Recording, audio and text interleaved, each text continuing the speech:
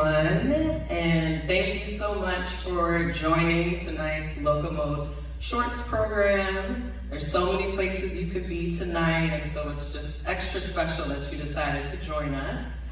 My name is Eteng Ettah, and I am the narrative director at MediaJustice, which is a national nonprofit that fights for racial, gender, and economic justice in a digital age. And we are a proud sponsor of this year's film festival. And so I want to thank all of you for joining me in conversation. This is truly an honor.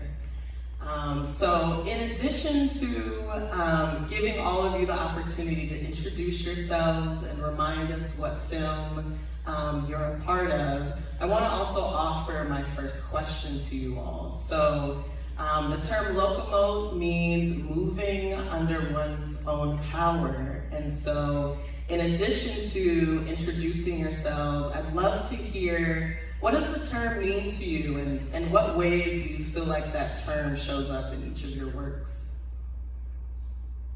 And whoever feels compelled to kick us off, here we go. My name's Asma Jama, and I'm the writer and one of the co-directors of the season of Burning Things. I'm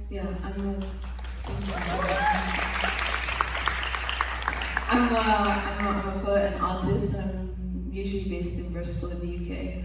And Locomote, for me, for the film, I think it, I guess being from a people that are constantly moving, and perhaps like what we bring with us, I think that's what it means. So.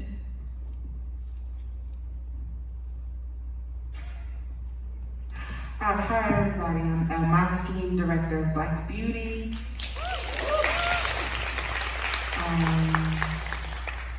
Locomote.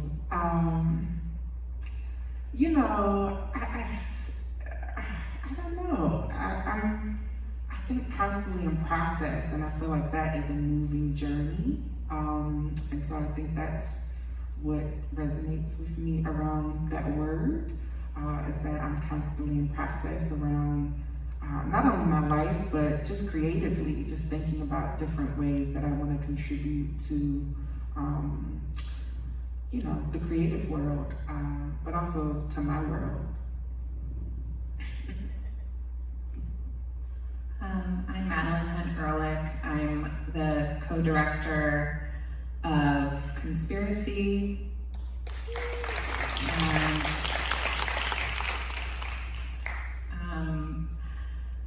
I'm just really thinking about that last film, I think, but making Conspiracy during the year that Simone was preparing for the Venice Biennial as the first Black woman to represent the United States. I think there were, in a funny way, a lot of parallels to preparing for an Olympic trials, and I'm thinking about sort of the psychic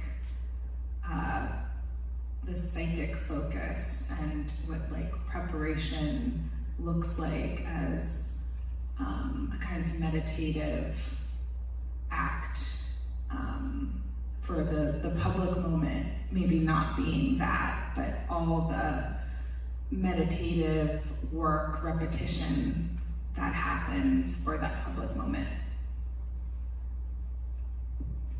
Hello, my name is Sophie Luo, and I'm the producer of Conspiracy with Madeline.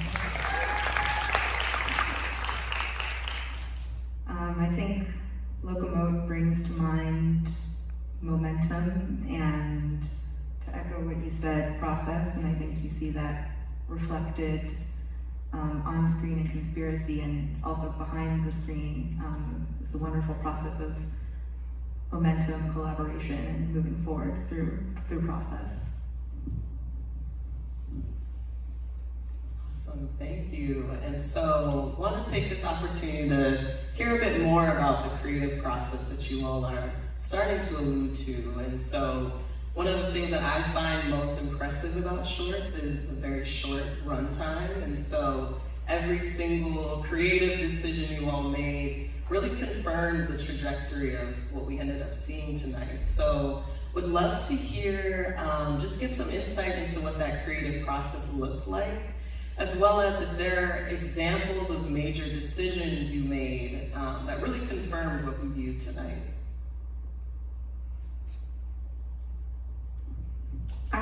With Black Beauty, I think it's maybe probably the longest short that showed today. It was a hard process of cutting down because, you know, it's in some fashion a diary that, you know, kind of reads like a feature doc. So just that constant process of like, what do we want to tell? What don't we want to tell? Who do we want to feature? And how does it connect to this larger story? That was really hard. Trying to really figure out how deep we wanted to go into certain areas of a life. It's my life that obviously is featured, and so even that in itself was difficult, was, you know, switching from being the director to being the star, and how open and honest and vulnerable do you want to be with a camera. I've spent so much time in front of cameras that I often shy away from anything that's personal, so that in itself was really difficult, you know, really releasing these pieces. But, you know, creatively, I knew I wanted to create a film that was artistic in its approach. I didn't want it to just be, you know, a talking diary without any, I think, journey for the audience to go on. So I hope you all felt like you went on a journey to some place that made you feel alive. But yeah, creatively, you know, when you're making shorts, you get the freedom to be as creative as you want, which is what I loved about the other films that I saw, you know, but you also obviously are restrained to time, and you want to tell the story in a concise way without cutting out parts. But yeah, there were some things that we left out, so just to spill tea. You know, one thing that we did leave out was just men. I wanted to make sure that I was having a conversation with the Black women who have influenced me at different parts of my journey. And so that was like a key decision that we made. We had one subject that we didn't feature him. And then there was more dialogue, obviously, between you know, the characters in the short, that we just did not include all of that dialogue. One, because it was just like, it didn't make sense for the story, but also, you know, there was just some things that, you know, were best for us. So, yeah. Don't be shy. Cool. Thank you for sharing. Okay, so I think actually ours went through lots of iterations. So initially it was like a very small commission, and like I think we had 3 months to make it. And my collaborator Guled Ahmed is based in Addis Ababa in Ethiopia, and at the time we hadn't met either. We'd worked on like one project together, but all over Zoom and WhatsApp. So initially it was going to be like a soundscape, and I was thinking of the music and the sound, and I'd written this long script with 2 characters. And then I asked them if they would like be down to make one outfit, like look for it. And they like doing things massively over the top, so just like we got carried away. And then yeah, and then we had to like refine the story and try and connect it all back up. So yeah. Yeah, I think that's it really. But it's like lots of different iterations and lots of different edits and panic as well, because it was we started coming up to the deadline, and then we had like this, we called it Operation Scalpel, which is like an emergency trying to sort the film out, but yeah.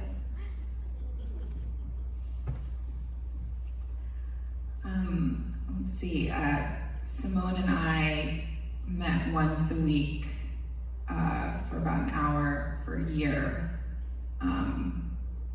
putting together Conspiracy, and it was unlike any process I'd been through before with my films, because we really put it together the way that she puts together her sculpture.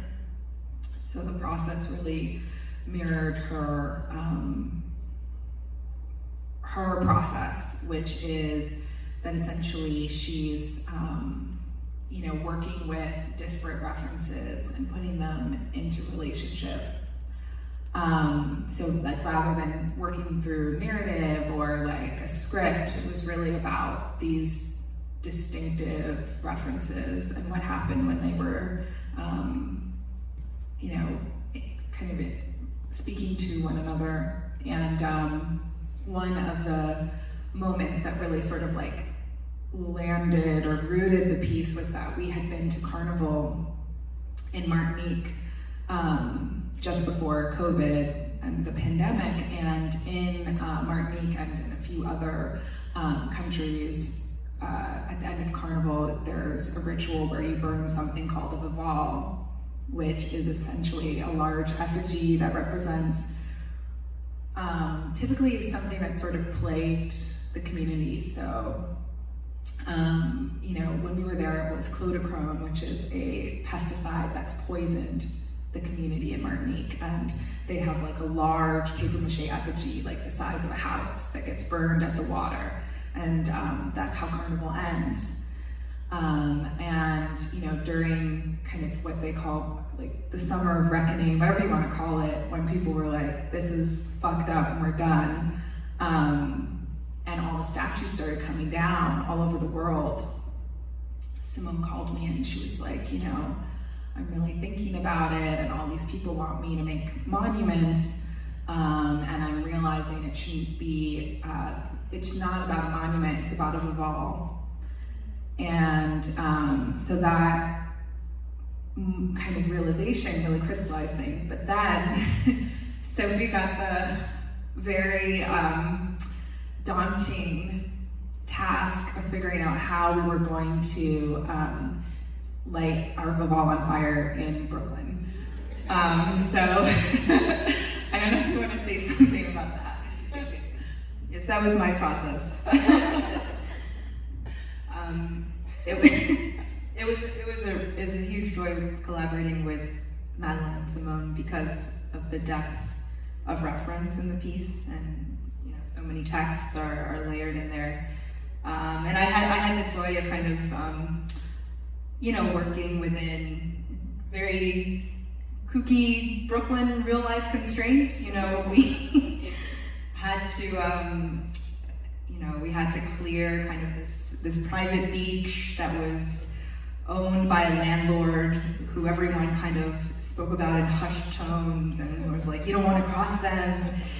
And then on the day of the shoot, we had this very gruff, burly FDNY fire inspector almost try to shut us down. So I was desperately trying to, keep the shoot alive at the 11th hour. And there was, about 2 minutes where we thought we couldn't do it. We couldn't burn the vaval. And then that moment passed and we were able to make it happen. And I'm so glad we did, because it's a really magical moment to see on screen.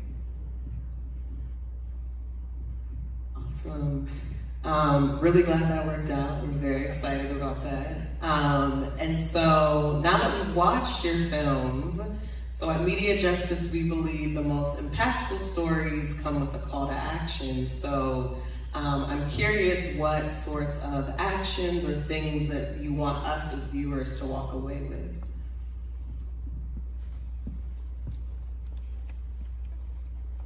Also, if you want to plug ways we can follow your work. I'll go. I guess I have the mic. I think one of the things for me was I really wanted viewers to walk away with several kind of calls to actions around the self, but also just around their communities. The one, for the self was really just to kind of push yourself to believe in like your creative ambitions. I think one of the things that was really important for me and why I made this film is because the stories of Black trans women often get buried, or we don't actually get the opportunity to tell the fullness of stories that reflect the fullness of humanity. And so I wanted people to walk away having an opportunity to look into their own humanity a little bit deeper. you know, and just also creatively, you know, I knew of myself as much more than just an activist. So it was really important, I think, to explore that, and I wanted other activists to explore who they are beyond their advocacy and all of the reasons that we kind of lead ourselves into choosing that kind of work and that kind of a life. And then the call to action always, you know, is just to be in community. It's such an individualistic world that it's very easy to choose the self over people, and I'm not saying that you shouldn't. I think you should, but there's some great power in being able to sit at the feet of others and just listen. And also to listen even if it hurts. And that was part of what I needed to go through, because I was trying to figure out what was next in my life. What did I want to do? Where was I going to go? Where was I going to live? Where was home? And I realized, like, I've had many homes, and I've had many homes in the women that you saw, and those homes weren't always great. Those homes don't even exist, you know, maybe today. But that was the big call to action, was to return home to yourself. And then, of course, outside of the beautiful film, I am the executive director of the Marsha P. Johnson Institute. So you can always follow the Marsha P. Johnson Institute and support our work. We just built out a resource map, so if you have any resources in Philadelphia for Black trans people or in your local respective area, you can contribute to that map. But more importantly, this night is about Black Beauty, the film. So I would just tell any filmmaker, anyone watching that saw the film, please bet on yourself. Our production team is here, and they know our budget kept going up and up and up. Every time I thought I was done with an idea, I said, you know what, I want to see myself, I want to know what Black people look like from God's eyes, which is how we ended up with a drone shot. So thank you to the production team, my amazing producers who worked with me to ensure that every vision I had, that we were able to do it. So I would just say to anyone in the audience, please do whatever the fuck you want to do when people tell you that you can't.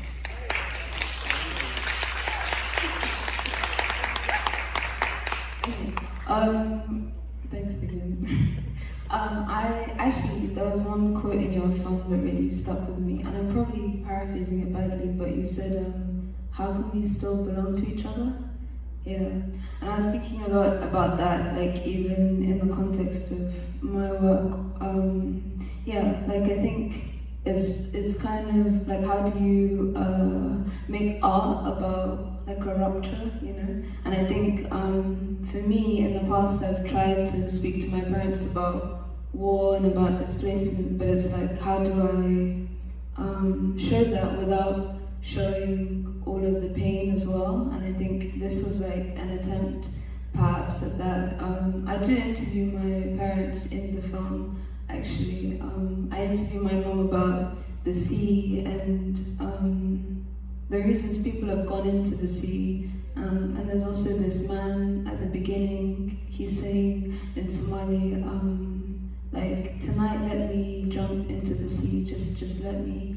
And I think, yeah, it's just interesting to think about migration. So actually, sorry, I'll be quick, but there's this filmmaker who was showing a film at the beginning of the week, Mohamed Saleh Haroun. His earlier work, A Season in France, there's like this one scene at an asylum center where a man sets himself on fire in protest, and I never forgot seeing that image. And so I think one of the things I was thinking about is like, what does it take for a person to cross water knowing that it's a dangerous route, and what kind of myth do they have to believe in, or what story or what imagination, you know, of like what will happen after.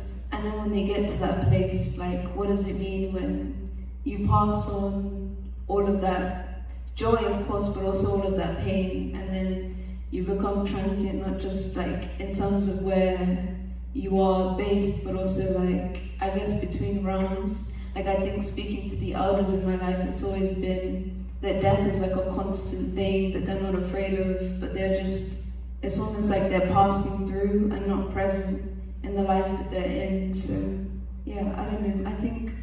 I I think maybe that's the core, maybe, to think about what it means to not heal from rupture, but to move through it somehow.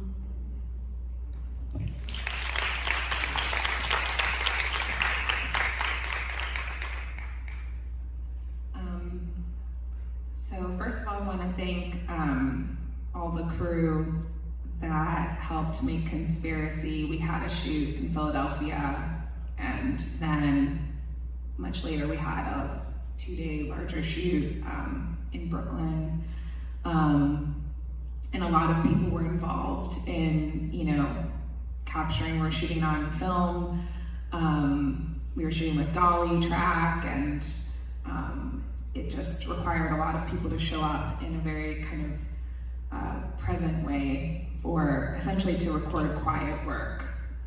In our film, we have, our film features Lorraine O'Grady, who's a very important Black performance artist. She made her first work of art when she was in her 40s and a single mother.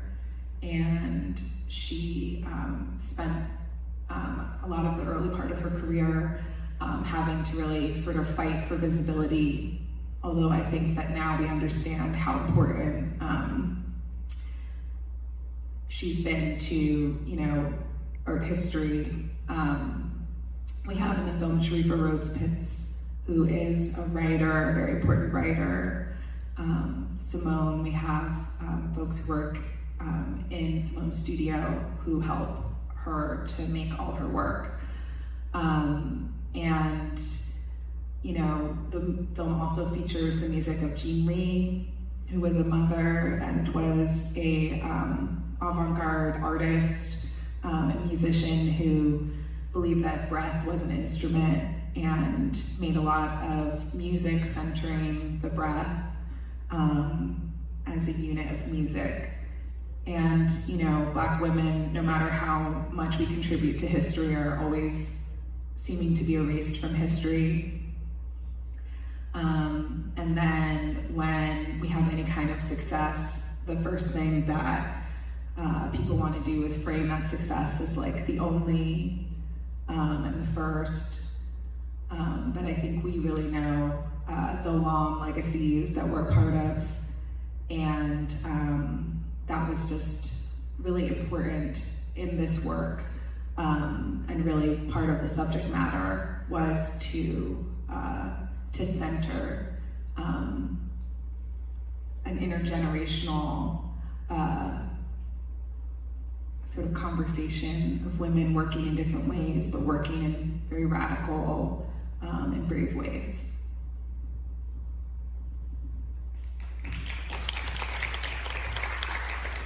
Well, thank you so much for being in conversation with me. I think you all are absolutely amazing and brilliant. It's been such an honor to speak with all of you. And so I hope you bask in this celebration of your work. You all deserve it. And so thank you all for joining us tonight.